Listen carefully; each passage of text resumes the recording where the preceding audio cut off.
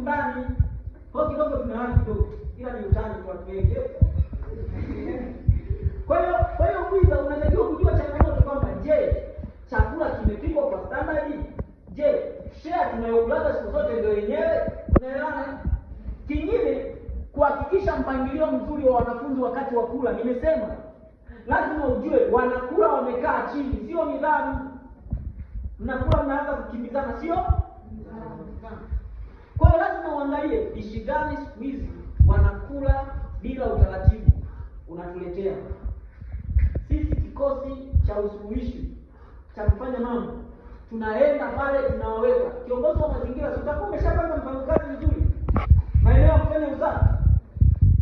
Tunakuuliza kiongozi, wapi panahitaji usafi? Bustani zetu ziko mbaya. Bustanini. Sawa?